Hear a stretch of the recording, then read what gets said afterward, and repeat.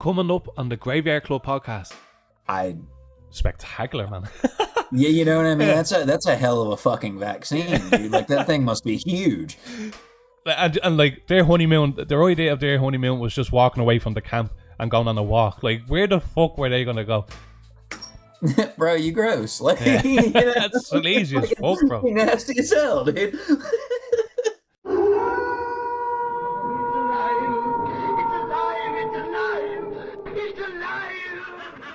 I am Dracula.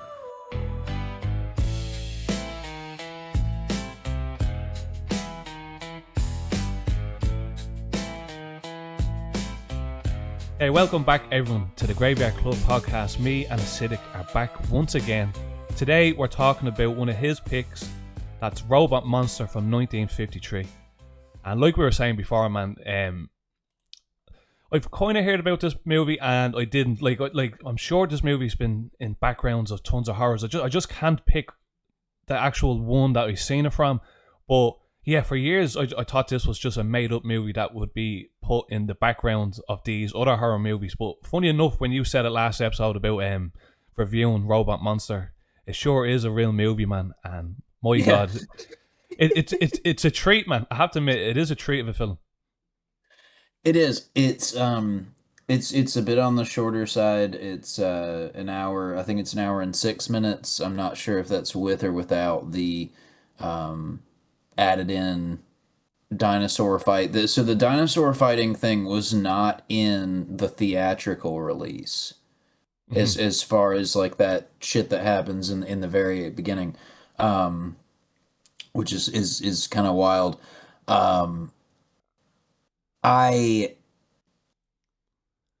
If I'm gonna air my qualms early, right? I didn't much care for the dinosaur fighting. I thought the weird comedian guy was weird, and I'll save my last complaint for later in the film to avoid spoiler territory.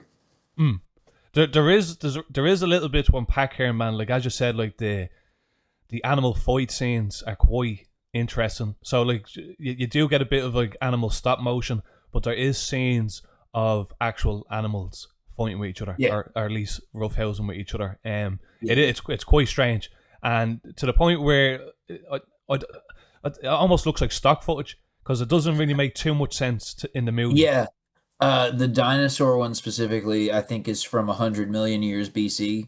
That makes sense. Like it's just, they were like, hey, we've got this. Let's just shove it in here. And for some reason, no one stood up and was like, but why? Yeah. But here, it works in a way, man. So this movie is directed by Phil Tucker. But what's interesting about this movie, man, I couldn't believe it. It made $1 million at the box office. Mm-hmm. That's spectacular, man. Like, do you know what I mean? Like you've heard about movies like Evil Dead that fucking done amazing at the box office with such a low budget. But this was all the way back in the 50s, and at the time the budget was $16K, and yeah, it made $1 million at the box office. I think $1 million these days is about 6-7 million, and maybe $16K could be about $100,000 now. So Jesus Christ, for the time, man, I didn't know there was movies like this at the time. I thought like kind of independent film directors kind of brought like that kind of thing in later on, like 30 years later. Like, but all the way back in the 50s, hearing about a low budget movie like this making so much money is quite incredible. Yeah. And especially like you say, that ROI, dude, that return on investment is nice. Turning 16K into $1 million is nice. Hell yeah, man! Like, for such a silly film, we're gonna get into the plot. Like there is a few laugh out moments in this movie, but I still like the overall kind of theme to the movie, where it's like there is a strong message in this movie. But I have to admit, it's quite enjoyable. As you said, it's barely over an hour long. So if you haven't seen the movie and you're listening to this, like, go check it out. It's free on YouTube to watch. There's no excuses. It actually is a really good time. I'm glad I watched it. I watched it twice for this review, and I think Acidic done the same. But we'll get into the plot, man, because it goes quite brief. We start off with Johnny and his little sister Carla. These are only little kids, and they're playing around in the valley. Now, do you recognize what part of America this is in, man? Because I don't know if this is like the Grand Canyon or like pretty much this whole film is set in this little valley area. Yeah, it seems like something that I should know, but nah. It does look like some sort of ravine canyon area, and Johnny is dressed up as a spaceman, so you're already getting the theme of the movie. And pretty sick costume too, by the way, on Johnny's part, right? Oh, yeah. Like that's, I mean, very, very sick costume. Especially considering the circumstances. Like, you know, middle of the 50s as well, man. Like it is quite cool. The two of them reach a cave and they find two scientists, and like. This is where it gets good. Like, so the siblings' mother Martha comes out with the older sister Alice, and Johnny straight away starts trying to hook up his sister with one of the scientists because they don't have a father in the movie. So like there's few little dialogues throughout the movie that it just makes me chuckle. Like, but the family go for a picnic, and then out of nowhere lightning strikes, and this is where we get the scenes. With I'm pretty sure it's like a baby crocodile or maybe a caiman, and it's fighting some sort of like lizard, but the crocodile has like a sail attached to his back, which is quite fucking cruel, man. And if you watch the scene closely, you can almost see, do you know how like the crocodile is rolling the lizard? Yeah, the death roll. It's nice that animal rights in films have come as far as they have. Cause that's quite fucked up, man. Yeah, and not super fucking happy about that. And if you look closely enough, like I watched the second time I watched it after reading a bit more. Somebody said it online.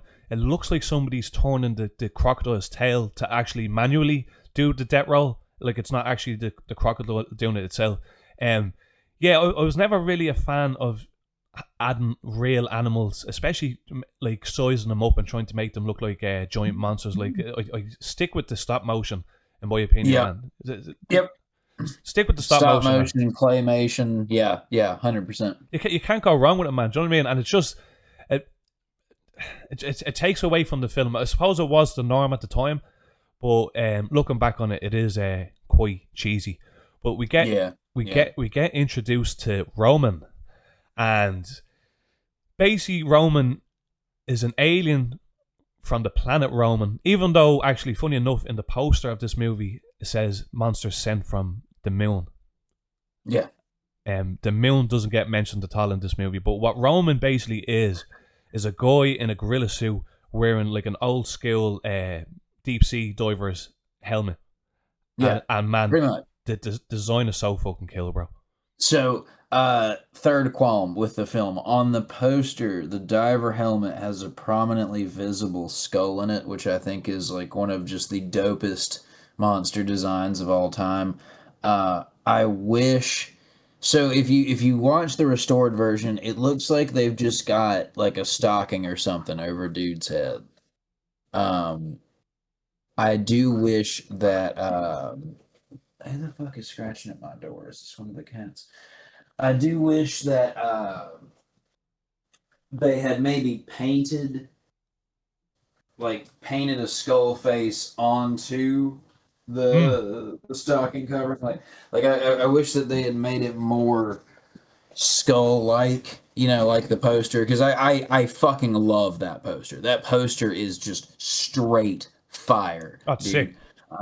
It is. It's so fucking cool, and that's in terms like special effects wise, it doesn't seem like it would have taken that long. Somebody get a fucking marker, draw some teeth and some eye sockets on that bitch. Let's go. Yeah, exactly. How hard could it have been, man, going as far as getting a gorilla suit and one of them deep fucking diver helmets? Like just add a little like a skull mask or one of them like fabric skull masks from the day. Remember, like that like just make it perfect. Yeah, and that's what I'm saying. The dude under the mask seems to already have like a fabric covering on his face, So even if they just like took a marker, right, and like had colored in the eye sockets and done, a quick draw of some teeth, you're not gonna really see it, especially back then. But I, you know, it's gonna take 5 minutes. Come on. Yeah. Like, put one of the extras on it. Give them a fucking marker. Be like, hey, I- go draw a fucking skull on this. I suppose, man, that was out of the 16K budget, maybe. They couldn't Right, afford the right. That would have markers. made it $16,001, and that would have just not been. Can't be fucking having that. But Roman is not the only one that's there. He's actually talking to. Now, I could be wrong here, man. Like, the other Roman that he's talking to, all I know, like, his name is the Great Guidance. I don't think we find out what the other Roman's name is. I'm just going to go with the Great Guidance because throughout the film, he's calling them the Guidance, the Great Guidance. Yeah, I think that it's kind of like a Borg collective type deal. Like, I feel like the Roman, right, is like the whole. Like, they are all Roman because they're all part of, but you have like, dude, one of them is like the metaphorical eyes of Roman, right? And like the hand of Roman. Like, one of them does recon, one of them does fucking like acquisitions or whatever. It's it's a neat concept, and I enjoy their bickering about the error rate as well. When they're talking about like, well, there's no one else here, and it's like, nah, there's a 1 in 16 billion fucking chance that might be wrong. So, yes, of course. Yeah. He's shouting, error. Well, Roman is basically on a mission to take out everyone out on the planet. And we find out that he's actually missing 8 people. The Great Guidance tells the Roman that's on planet Earth that he's at the missing 8 people. So now it skips over. Johnny now has a full family, which, funny enough, includes the scientists that we seen at the start of the film, and they're now the last survivors on Earth, and they're in this compound, and it's kind of fenced in with like this like electric barbed wire, and everyone seems to be injected with this vaccine that helps them defend themselves from like the deadly weapons from Roman, and I think it keeps them hidden from his radars as well. But the hiding from the radar is there's some kind of electrical perimeter thing that they've done. But yeah, the somehow the vaccine makes them immune from a death ray, which is spectacular, man. Yeah, you know what I mean? Yeah. That's a hell of a fucking vaccine, dude. Like, that thing must be huge. Yeah. Like 20 fluid ounces of vaccine. Yeah. Unfortunately, we don't actually know how like they're hiding from Roman that long. I know as you said, like the fencing of the electricity and all is helping them hide, but they don't go too much into it, and I suppose they don't really need to. But they can talk to Roman, funny enough, through this like big screen. I have to admit, man, the technology in this movie, even though it's fictional, it's quite cool. Like the voice that Roman is talking through to talk to the Guidance, like it's quite cool, and he has like some sort of like satellite radio that like pisses out bubbles. He's the fucking oh god, what's it fucking called? It's like the Bubble-Matic 9000, the Infinibubble, the fucking... It's actually credited in the... here we go. The automatic billion bubble machine by N.A. Fisher Chemical Products Incorporated. No way, man. It's dead ass. It's in the opening credits. The bubbles play a very predominant role, apparently. Like, whoever the special effects director was like, listen, I don't ask y'all for a whole lot, but there's gonna be motherfucking bubbles, dude. Yeah, it's non-negotiable. Man, I don't know how I missed that. That was fucking comical. And that dude probably got a kickback because his uncle probably worked for fucking, N.A. Fisher. And he's like, yeah, man, I'm about to fucking get paid. We need the automatic billion bubble machine, dude. That's what, man, I love about these, like, 50s sci-fi horror movies. Like, they really get creative with how they do the technology. As we were talking about in The Brain That Wouldn't Die, like, they just get so creative. And I feel like that kind of art is gone in a lot of modern films. They don't go too deep into it, because I suppose that there's so much technology now in the world that you can just probably take from real technology. But back then, like, they really had to get creative. Like, now I'm no like space fan, but I don't even think there was a man on the moon in the 50s, was there? Fucking, oh God, see, this is, hold on. Oh yeah, I don't think that was till the 70s, maybe, man. When you I forced. want to make sure that I'm right. Okay, yeah, 69. All right, That's close enough. July 16th, 1969. I was sitting here thinking, like, yeah, we're pre-70s, but I can't offhand remember how much pre-70s. And I got fucking scared because that's something I should just know off the top of my head, and I feel stupid. You have to give it to them. Like, this is way before anyone was sent up to space. Like, the technology, the design of the technology, I should say, is quite interesting in the movie. But yeah, so they can talk. You know, the technology that got us to the moon is actually based on the Billion Bubble Machine by N.A. Fisher Company. Like, that's how we landed there in the first place. It's part of the trajectory calculation, you know. Hell yeah, man. So they can communicate with Roman through this joint screen. But Roman wants to see Alice. Now, Alice is the older sister of Johnny and Carla, as we've been talking about. I don't know if Roman has the hots for Alice, because as we go along more into the plot, he does definitely have a soft side for Alice. Yeah, he's a big fan. But instead, Johnny runs off to confront Roman, and he accidentally lets out the fucking secret of how they're hiding from Roman and how they're immune to his death ray. So that kind of fucks up everything. Fair play to Johnny for fucking that one up. Fucking saying. You're the imagine. All right, there's less than 10 people on Earth. Okay, you've gone through all of these crazy medical and like technological advances to keep yourself safe. Right, you are. You're the apex defense here. Like, you have outlasted everybody. And then this little kid rolls up to the enemy, and he's just like, "Hey, man, fuck you. We got fucking vaccinated." Ruins the whole fucking thing, man. God damn, Johnny. Alice. God damn it, Johnny. Alice and Roy goes to find Johnny, and I don't know, man. I don't know if there's like an extended scene, but I was looking up, like, did them two have sex? Alice and Roy, like, they go out and search for Johnny, and then they like take a little detour into the bush. Mm-hmm. Yeah, I think search for Johnny is a euphemism. Yeah, I think that they were like, listen, we're probably gonna be dead within the hour, so like, we could just fuck real quick. Like, we could do that. That is a thing that is on the table, and I'm pretty sure that's what happened. And not only do they fuck, man, once they get back to the compound, they want to get married. Now, in a situation that they're in, man, they're the last like 5 to 8 people left on the planet.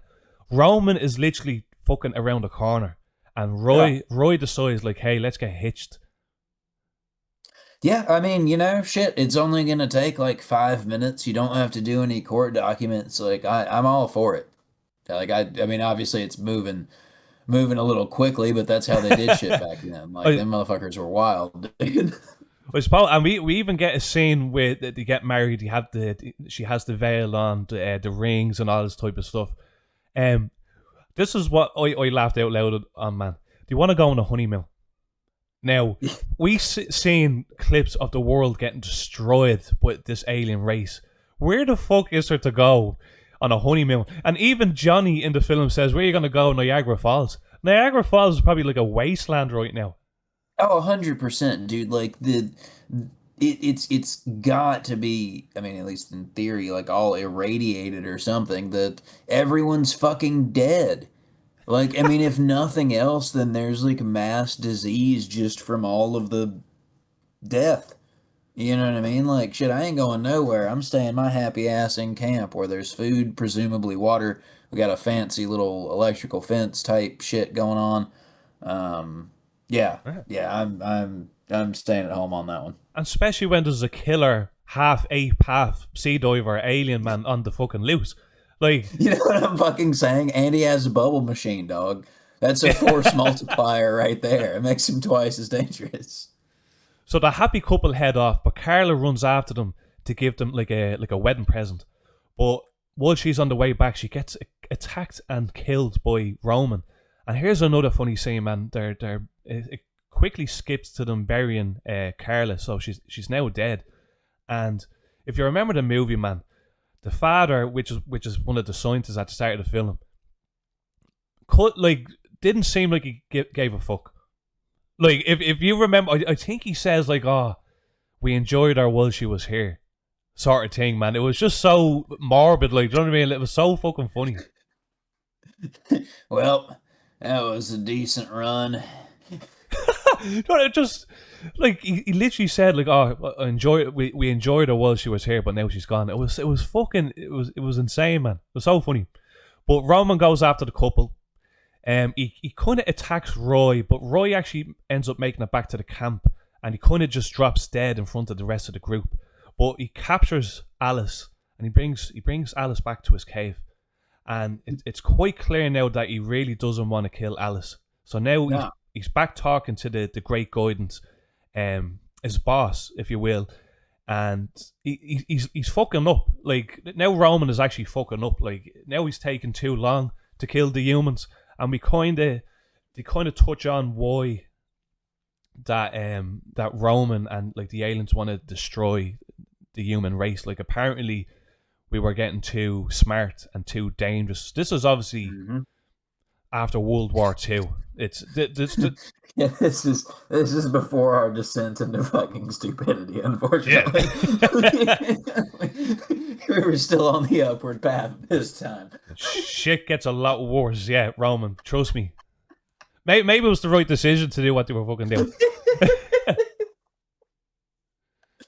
Oh god. But yeah, it's quite clear that he has a bit of a soft spot for Alice. Yep.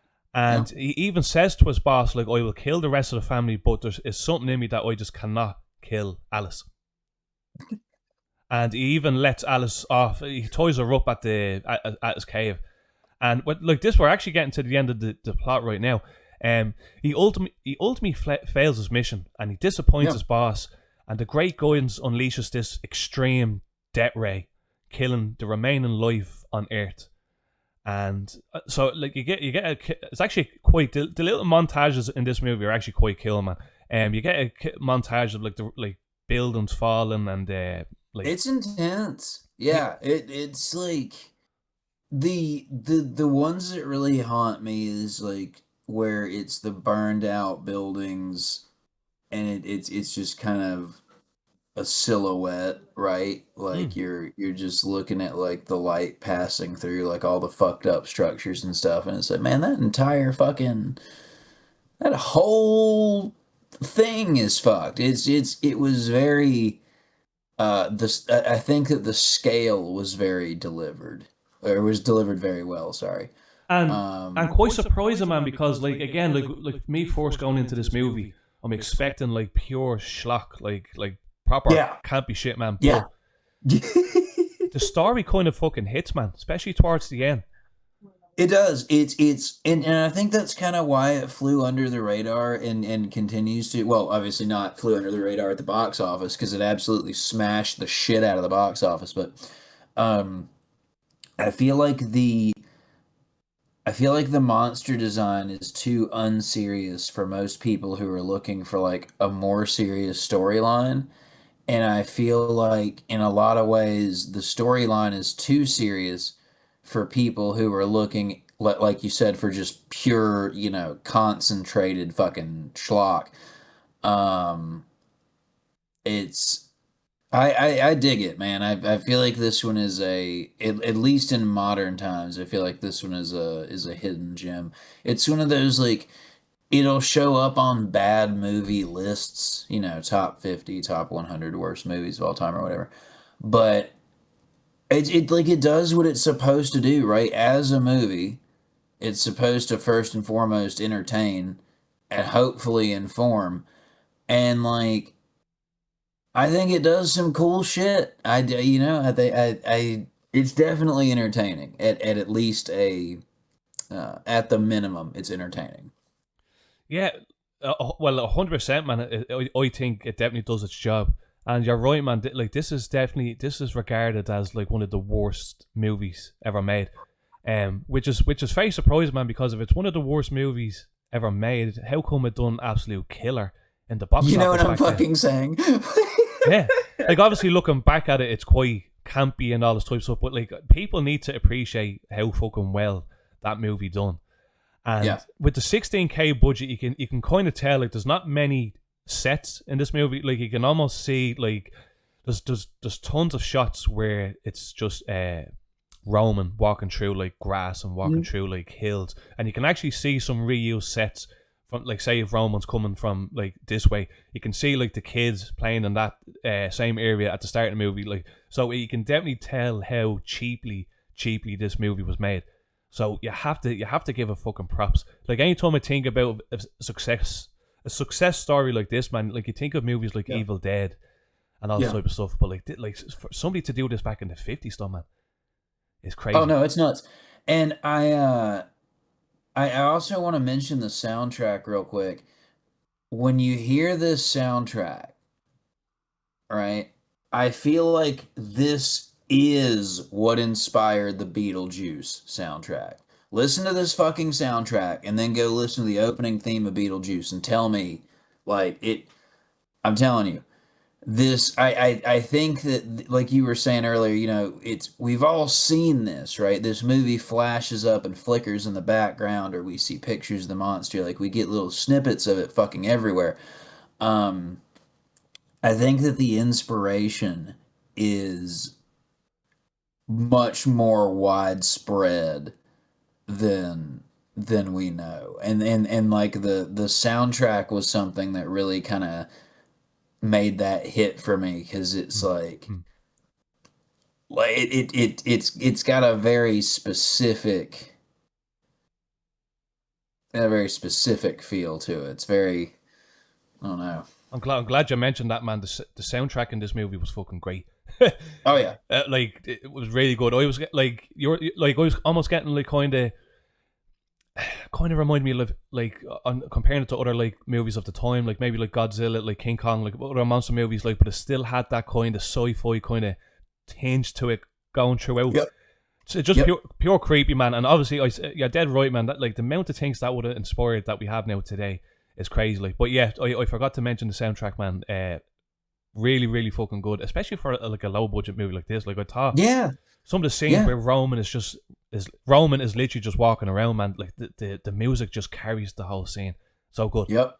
It's very, very well scored. Like, not only, like you're saying, not only is the music of good quality, but they used it very well. Like, there's not a lot of just awkward emptiness. I think this film would greatly suffer if it was like 2 hours long. I think that it perhaps could have been closer to a 45-minute or 50-minute, like almost like a Twilight Zone. What series was, or what season was it when they were an hour long and not 30 minutes? I think it was 4 or 5. I think it would have suffered quite a bit if it had gotten stretched. But it's so much fun. It's very, very fun. I feel like it's a good introduction, right, to if you're trying to just start watching a shitload of old quote unquote bad movies. This is a really good place to start, because I feel like if you start in the wrong place, it's very easy to get turned off. Like if you start with, let's say, I don't know, fucking Invasion of the Neptune Men, you're gonna be like, I don't understand why the fuck people watch this. Is that a real movie? Yes, it's pretty rough, man. It's way more sci-fi than horror, but yeah, it's fucking. Oh it's man, bad. man, you're gonna have to send me that one. I thought you were joking there. I thought you were just using that as like as a No, an no, example. no. You're gonna love the character design too. Yeah, I'll shoot you some. I'll shoot you some stills after this. And man, with this film, like as much as I wanted to go in and kind of bash on it, like because from the outside in, it just looks so fucking cheap and, as I said, schlocky. Yep. Like, the only thing like I take away from it, maybe like part of the dialogue was quite funny, and I don't know if they intended it to be funny, but everything else, man, everything else just fucking worked. Like, as we were saying, the music, man, even down to the costume design, man, even though it was fucking ridiculous. I remember my dad walked into the room while I was watching it and said, "What the fuck is that?" And I just said, "What the fuck is that?" I said, "Sit down." I'm telling you right now, sit down. I think there was about 30 minutes left in the movie. This was today, and we watched the last 30 minutes of it. And I looked at him and I goes, tell me, wasn't the story to that quite intriguing, like, and interesting? And he agreed with me, man. Do you know what I mean? Like, you can't judge a book by its cover on a lot of these 100%. movies. I feel like the poster does it a lot of favors. Mm-hmm. The trailer is, when you first see it, you're just like, wow, yeah, this is gonna fucking suck. Like, this is gonna be garbage, dude. But it's like I said, it's a lot of fun. It is up there with, I feel like it's lighter and therefore perhaps more accessible than some of the other films that we've done, like The Brain That Wouldn't Die and The Wasp Woman, like touch on some kind of dark shit, but I feel like this is much more just fun, man. Well, I mean, and now hearing myself say that, it's like, well, fucking all life on Earth was exterminated. I don't really know how it could be darker than that. So I retract my statement. Yeah, I feel you though, there, man. I know exactly what you mean. It's even though the ending is quite fucking grim, like the overall tone of the movie is quite lighthearted in a way. Yeah. Definitely, man. And I'm telling you, anyone that's listening to this, like, definitely go check it out. There's no excuse. It's free on YouTube. So you can't really go wrong. A lot of these movies that me and Acidic have been reviewing have been free to watch on YouTube, which is fucking beautiful. Like, I believe. Like, I've actually stopped collecting less DVDs now. Once I found out there's tons of channels on YouTube that have these classic movies, and man, some of them are great. There's a channel called I think it's called Cult Classic Cinema. And there's like 4,000 uploads. Like, there's like 4,000 movies that you can go and watch, and they're all broke down into different categories: film noir, horror, sci-fi. It's great. If anyone that's listening that you just don't know about that, definitely go and check that out. Fucking really. And it's dope because a lot of these transfers are very, very nice too. Like, it used to be, example, the old Dark House rather. For the longest time, the only viewable versions of that online just, bro, they looked like shit. Like, it was so pixelated and so fucked up, and the sound was fucked up. So it's not even just the picture. It was the whole package was fucked up. But, like, as you know, as 4K restoration becomes more and more a thing, we're getting these just gorgeous, like, you've never seen the film look this good. And you can watch it for free. Like, you can do it right now. Like, at the end of this episode, you can just flick your mouse up to the top, fucking YouTube, whatever the hell movie you want to watch, enter, done. It's great. Yeah, but like, man, I've countless of DVDs. I've won The House on Haunted Hill. I have that on DVD, man, and the copy is so fucking bad, man, that there's tons on YouTube that are just 10 times better. Like, as you said, the 4K is getting more and more popular, man, and we can see these old movies a lot more clearer than ever before. It's really, really fucking good. And sharing them is easier too, because like just, hey, text the link to your friend, like, yo, I just watched this, check it out, boom, done. Exactly, man. More and more people are getting to see these movies, and like, you don't necessarily have to pay stupid money to get the DVD or the Blu-ray. They can watch it free on YouTube, and if you're a fan of it, go out and buy the Blu-ray then to add it to your collection. Then that's what I like to do. Yeah, no, 100%, because you need it's the fucking commentary. That's who it sells. The Blu-ray for me is the added stuff. Like, they normally put the trailer and shit on there, and the behind the scenes commentary, because like, that's the shit that I want. I want to know, like, what was fucked up during filming, who was fucked up, like, what the catering was like. I want to know all that random shit because for some reason I care. Um, and you just it's all hopefully in the commentary and the extended stuff. Um, And I then heard Shout Factory recently got renamed. So if you're looking for old horror Blu-rays, that might be like, I forget what the fucking new name is, but they, uh I didn't know that. check them out. Yeah, yeah, that I just got a notification about that, like, I think maybe a day or two ago. So hopefully nothing changes. Hopefully, like, there's still, I fucking love the Shout Factory, or like Scream Factory for the horror subset. Um, They put out some great stuff, man. Shout Factory, yeah, and I like Arrow as well. They put out some good stuff as well. Arrow is really nice. Yeah, Yeah, yeah, 100%. just it's just the only thing that kind of ticks me off. So some of them do be extortionate prices, man. Yeah, Some of them do be quite hefty. Like, but I suppose like, you're not, for all the added extras and like the commentary, the trailers, the scene selection and all that. Like, it does be worth it, man. Because I've countless of DVDs, man, and all it is the movie. You know, a lot of them you don't even have a select screen to even play the movie with a kill background. Like, a lot of them just start once you put the movie in. and that's wild. Yeah, that shit's wild. Like, bro, I'm gonna need bare minimum commentary and chapter select. Yeah, it gives you something to watch after the movie or even before the movie, Yep. if that's your thing. Like, I love watching commentaries. I actually really want to get into doing commentaries on films if I know a way of doing that. But yeah, no, you can't beat a good commentary, man. But Yeah. but to wrap up the plot though, so Roman basically does fail his mission, as I said. He disappoints his boss. The boss unleashes a big death ray that pretty much kills the remaining life on the planet. And which is weird because you hear him saying in the movie he's going to let his giant reptile monsters clean up whatever's left. So obviously, them reptile monsters are immune to the fucking death ray. And as you said from the start of the film, this is where we get to see the dinosaur kind of stop motion, Yeah. which is just mad, man. Because like at the start of the movie, we get like like a baby crocodile fighting a fucking a lizard. And now out of nowhere, there's dinosaurs walking around the planet. It's fucking wild, man. Shit's crazy, dude.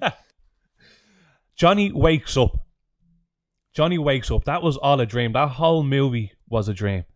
And we go back to the start of the movie where we were with the scientist, Martha, the mother, the family, and they all go for dinner in the family's house. So that entire film was a dream from Johnny, which fucked me up, man. I'll be honest with you, like that. When I first watched it, I was like, no fucking way.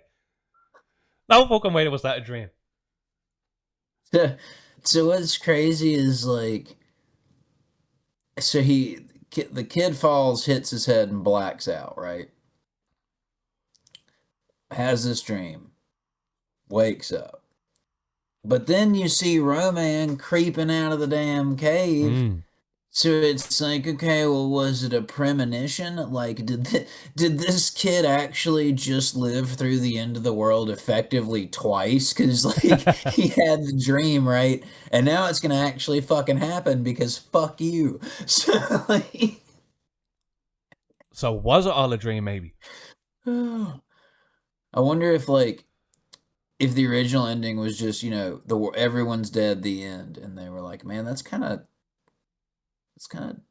dark. You're gonna make it like, what if it was all a dream? And they were like, yeah, sure, whatever. And then, like, the editor sneakily puts this in it. It's like, yeah, it was all a dream, or was it? Yeah, I definitely, man. Because there's been a few movies I've seen over the years, like foreign movies, say like Portuguese movies. There's one I forget the name of it, but there's an American remake and it stars James McAvoy, but that movie is based off a Danish movie, I'm pretty sure. And I forget what it's called. I'll send it on to you when I remember the name, but I'm sure people listening knows the name of the movie. But the Danish version of the movie that came out prior to the American one, the ending was gruesome and it was dark and there was no happy ending. But when the American remake came out with James McAvoy, they made it their mission to add in like a bit of a bittersweet, like kind of / happiness ending. So you could be true, man. A producer could have came in and said, "Here, that's a bit fucking dark." Hey man, we can't be doing that. We gotta change that up a little bit. Maybe the kid was asleep the whole time. Yeah, that works. Just do that. Yeah, it wouldn't surprise me, man. But that wraps up the plot. We're gonna go on a quick break, and then when we come back, me and Acidic are gonna tell you what we think about the film for real. See you in a minute.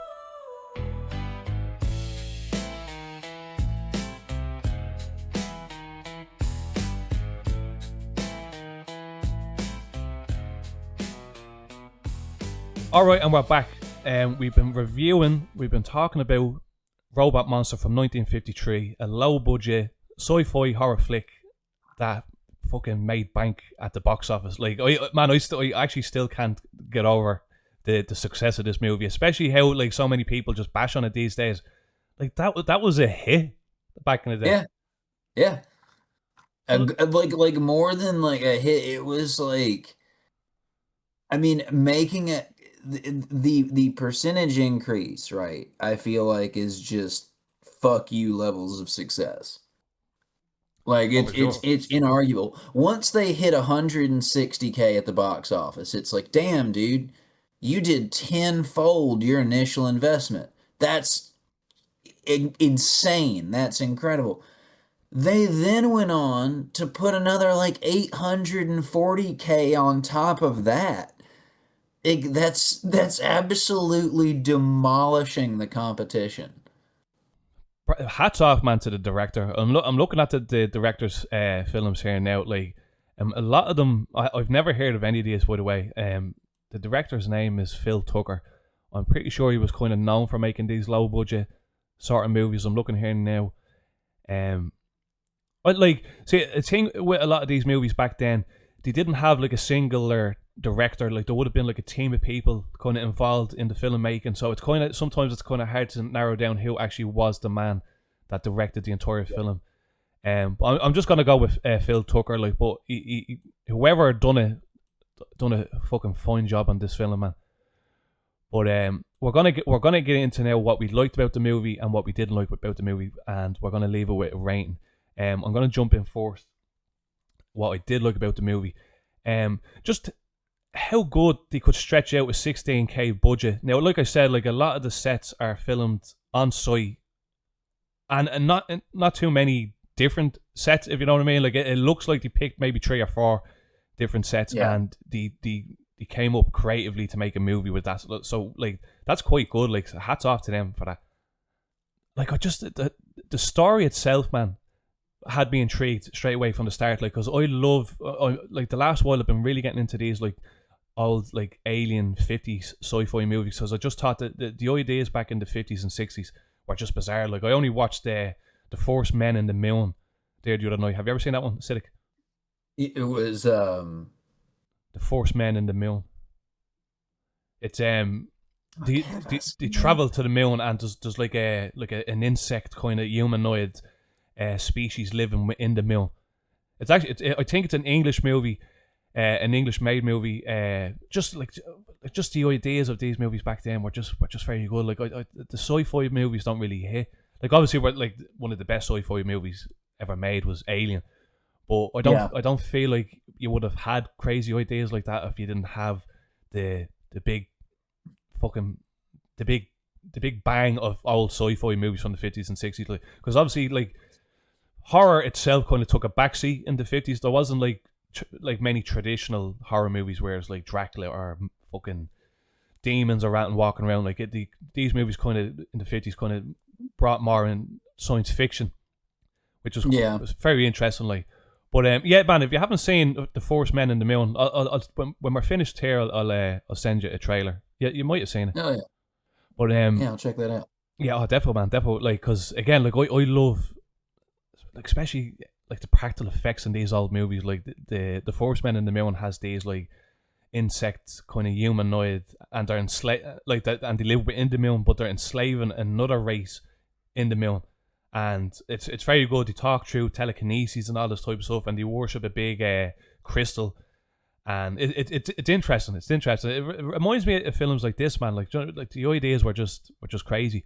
Another thing that I liked about this movie was the soundtrack, the musical score, Mhm. surprisingly fucking excellent.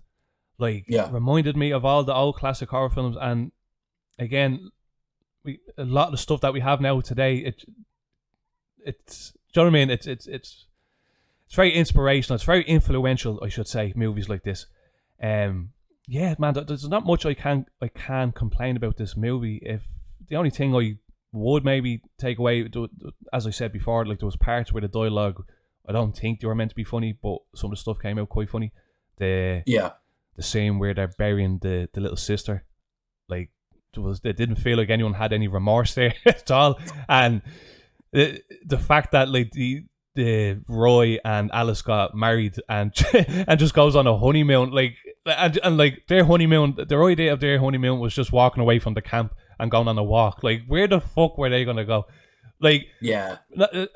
that's just me really nitpicking. Like, but to my rating, I'd give it a 3.75, man. So, Acidic Man, Acidic Man, tell me what you liked and didn't like about the film, and then give me your score. So similarly, I liked that how much they did with so little. Super liked the monster design. Soundtrack was fire. Story was fire. Like I said, it could have maybe.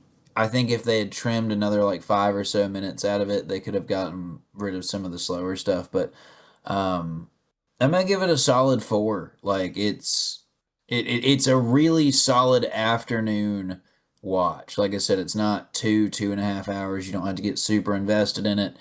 The character development is minimal. So it's a great movie to watch where if you're like cooking or if you're doing something else and you have to get up for 2 or 3 minutes and leave, Mhm. like you don't have to pause sure. it. It's fine. You can just like leave that bitch running in the background. You're good. It's a lot of fun. I'm gonna give it a solid 4. Highly recommend. I have to admit, man, you've been between like this, like the old Dark House, the Wasp one, man. You have great taste in movies. I have to admit, like Oh, yeah, you do, man. Do you know what I mean? Like I was always, I'm more, I was a huge fan of like the 30s and 40s horror movies. You know, Bela Lugosi, Boris Karloff. I watched all them. I don't really. I'm like yourself, man. Where a lot of the modern movies just doesn't really do much for me. Yeah. So I like going backwards. So the 50s and 60s was such like a blur to me, like because I always thought at that time where horror just like took a backseat and it was just full blown sci-fi. And I suppose over the years like, that kind of maybe turned me off. But after watching like the movies that we reviewed, and I've seen some other ones obviously as well. I've been watching The Last One, especially in October.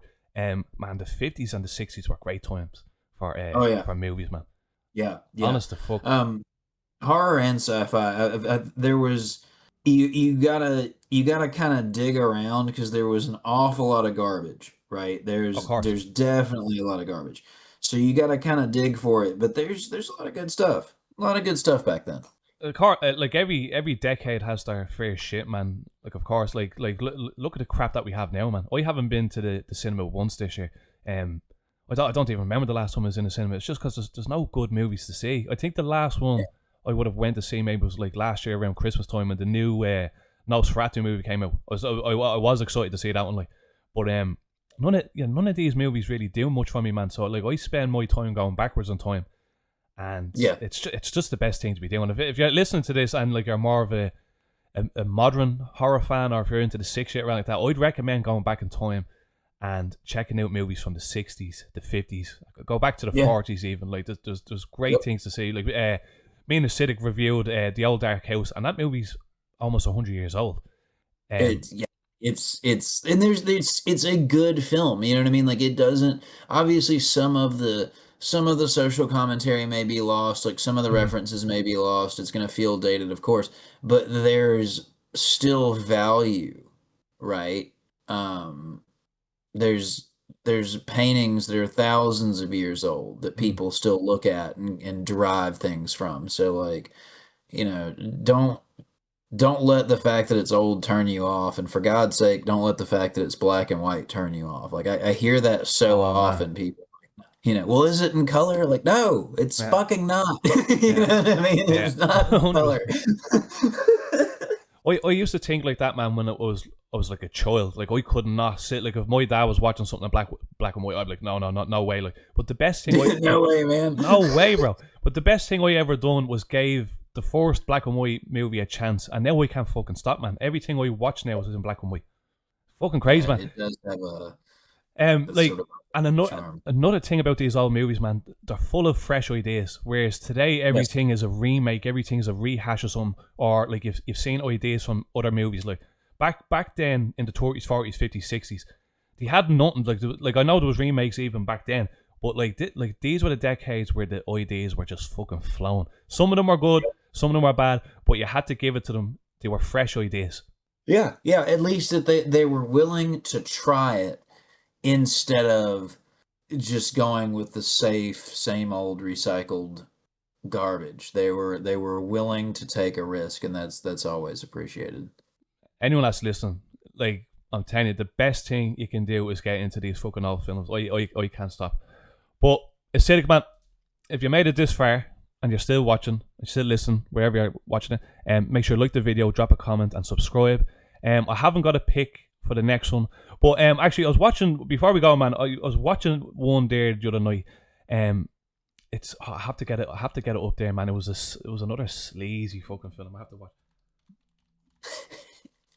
Like some of the jokes towards the women was like, that's one thing I will say. A lot of the movie from back then, like, some of them are quite sleazy. Like this one, it's the beast, the Gila monster. Have you ever heard of that one, man? What's it called? Yeah, the giant Gila monster. Yeah, have you seen that one? Yeah, a couple times. Yeah, I watched that there the other night, and I found it quite entertaining. Even though there is parts of it where I'm like, oh fuck me, that's a bit sexist. Like, that would not fly in today. Yeah. So you do have to excuse some of that shit in the old movies. It was a different time. Yeah. But you know what's wild is, like, I feel like there's a value to seeing it, because it's like, holy shit, this used to be normal. Like, this, you know what I'm saying? Like, this was, like, celebrated. Like, this is just how people fucking behaved. Like, that's gross. We should fucking, like, make sure that we don't do that again, because that's fucked up. Yeah, it's wild. Like, I don't know. I don't know if you remember in the movie, man. One of them has, like, I was assuming that she was Russian or something like that. She was some sort of foreign girlfriend that one of the lads had, and then his friends in the group are just throwing all these, like, innuendos, kind of like sneakily, so like that she couldn't understand. And I was like, whoa, fuck me, like, like, it's fucked up, man. But as you said, it actually is good to see that how far we've come, and that, like, society is not really like that anymore. Thank fuck.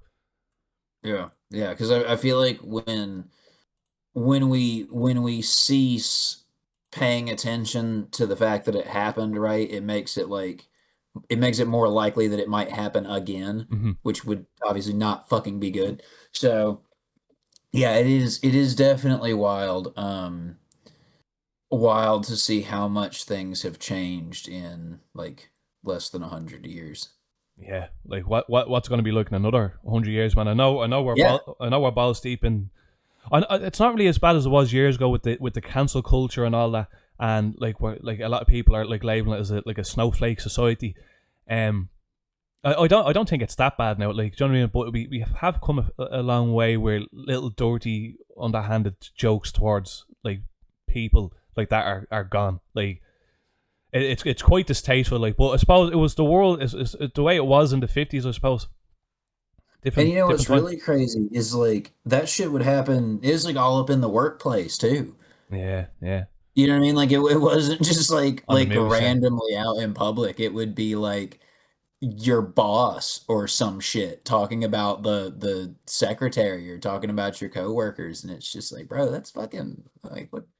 Bro, you gross. Like, you know, that's sleazy as fuck, bro. Nasty as hell, dude. I'm glad we don't live in that society anymore, man, where people can get away with saying Because it was mainly from the men, man. You know what I mean? Like women had a bit of a hard time back then.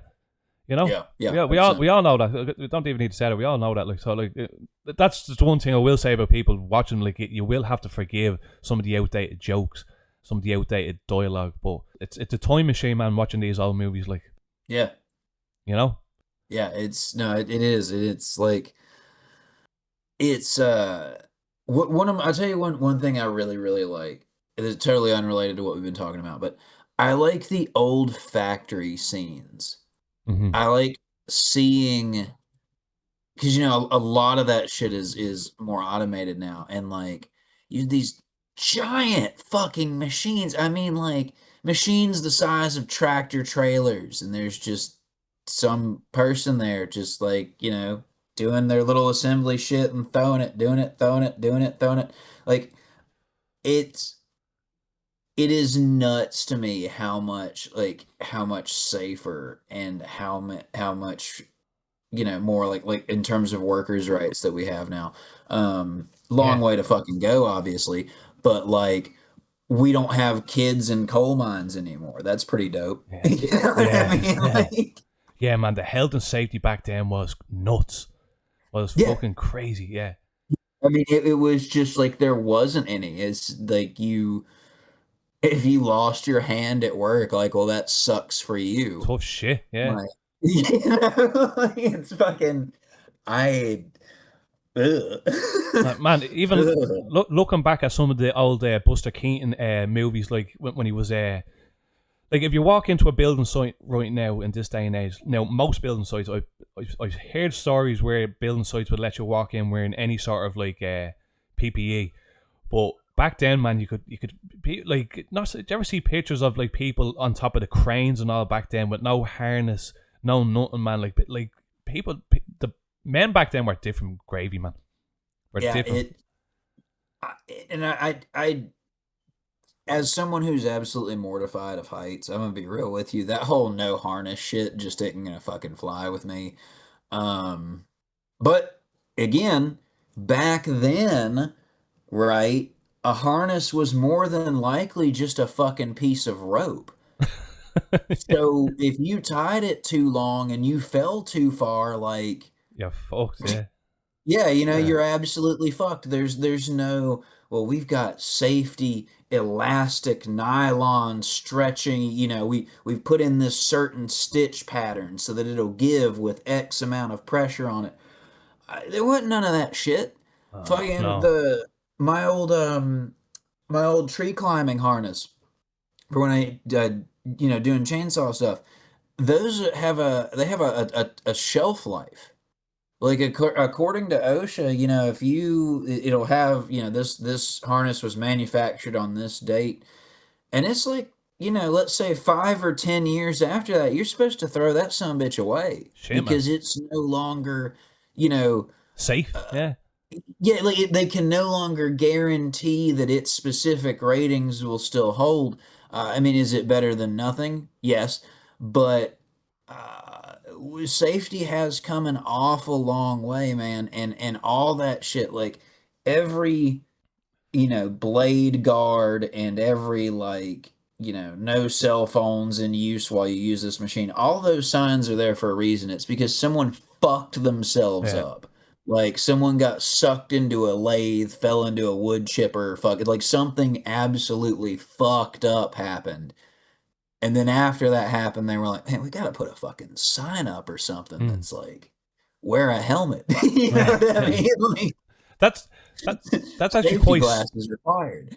yeah, that is actually quite sad when you think about it, man. Like the only reason why we have this so much like health and safety these days, obviously as you said, man, because people were fucking up, people were dying and all Yeah. in them sites back then. Yeah, they didn't do it for no reason. They didn't just wake up and organically be like, "Yeah, we're gonna do this." Nah, bro. Fucking Timmy fell 6 stories down some scaffolding, and now your scaffolding has to have extra reinforcement. And, Bill snapped his back on the fucking cherry picker doing whatever. So now those controls are locked out. Like it's rough, man. It's not pleasant to think about. And acidic, funny that you said, man, that you're afraid of heights. I'm Terrified. I'm also fucking terrified of heights. But Yeah, only, cannot. but mine only, man. I don't know if it's the same for you. Like, mine only developed in the last, like, say, 5 years. Like, I used to love roller coasters, climbing No. things and all this type of stuff. But it's only the last couple of years, man, where I cannot. Especially if I'm up on a high level and I look down, straight away, like, my balance is gone. Like, the legs are shaking. I feel sick. Like, do you know what I mean? I'm that bad, man. Mine has gotten worse. It's always been pretty bad. But okay, so mine is so bad that if I'm in uh, some kind of I guess a hotel would be a good example, a multi-story building, Mhm. right? If I am more than 3 stories up, I cannot get near a window. And when I say near, I'm talking, bro, like fucking 15 feet. I can, a balcony, you can go fuck yourself. There's absolutely zero, like, you could not pay me. Even a window will Like, fuck you up.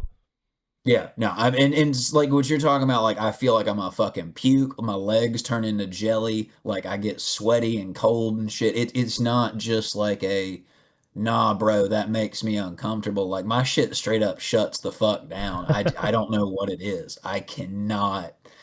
I just cannot do it. There's yeah, no.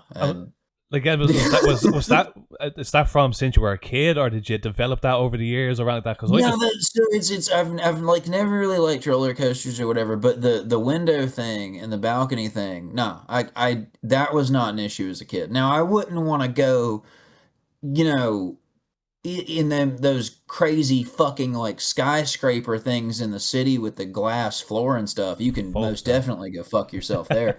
But as a kid, I could be. I don't recall in my lifetime ever being higher than like 5 stories up, Mhm. maybe six in a building. Um, that was fine. Didn't love huge ladders, but like I'd climb on the roof, clean the roof off and shit. Now I will still get on the roof because it's single story house, but it's I don't fucking like doing it. I It, just like I really I do not like doing it. And if I the wind starts blowing, I freeze up, and like sometimes I get stuck up there for an hour or so waiting on the wind. It's not Really, good. man. Like, I seen you showed me your house, man, and yeah. So even on top of that, you would still be fucked up. Oh yeah. Yeah, Oh man, like yeah. when I start climbing a ladder, once I hit like 5 or 6 feet off the ground, I'm like, yeah, I don't fucking like this. Like, it doesn't take a lot. Like, if I'm higher off the ground than I stand tall, I have a fucking problem. So somewhere around like 6'2", I start to be like, nah, I don't fucking Can't I Probably can't don't even like change a it. light bulb. Yeah. Nah, bro, I get one of them poles with the fucking little fruit picker basket looking thing on it. Now, yeah, no, fuck that. Had to reline my chimney, man. It took me about 3 fucking months. I had an old terracotta liner, and it was full of cracks. Um, and so the play there is to get a stainless steel liner. It looks like a giant stainless steel flexible duct, and you wrap it in insulation and you shove it down your fucking chimney. Well, the problem is Mhm. with the terracotta liner, it was too small, right, to fit the insulation. I had to have the insulation for it to pass code, so I had to smash out this terracotta liner, 13, 14 feet of it, I guess. So I'm up on the roof with a 10-pound sledgehammer, and I have it like I got my arm shoved up to my fucking shoulder, like down in this Mhm. chimney, and I can't just beat the shit out of it because it's a brick chimney, right? I can't. So I'm in there, and instead of using the sledgehammer like a hammer, I'm like twisting it. I'm like spinning it and like kind of smacking the sidewalls. When I tell you that my knuckles were white, bro, you want to talk about a motherfucker holding on to a chimney for dear fucking life. Like, I don't like heights. I'm bent over a chimney. It was awful. It's why it took me 3 fucking months to do it. But the Yeah. quotes were other people are like, yeah, I'll install one for you for 4,000 fucking dollars. And it's like, Fuck nah, that. I'm good. I'm Not a super fucking good chance. on that.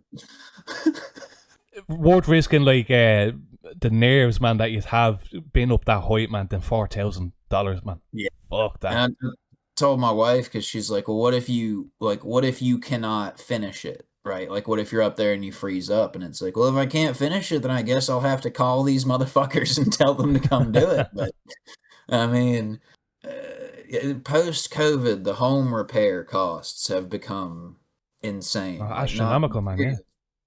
materials went up, everyone's per hour went up. Motherfuckers that have never swung a hammer before for some reason think they're worth $80 an hour. It's wild. Yeah, and we're well out of COVID now, man, and none of them building materials have came back down. You know what I'm fucking saying? Like, and they just are like, oh, well, it's the supply chain. Like, is it? Yeah, I thought we were back to normal now. You know what I'm saying? Like, I see the wire, it's on the shelf. I see the 2x4s, they're on the shelf. Matter of fact, they're overflowing because everything's still fucking expensive. That's crazy, man. Yeah, it's brutal, dude. Well, I hope everyone enjoyed that little tantrum there at the end. Anyway, I haven't picked my next movie for the next review, Acidic, but bro, I'll let you know what it is. And again, bro, thanks for being here, and everyone that's watching, we'll see you on the next one. Yeah, thank you for having me. I'll see y'all soon. Good luck.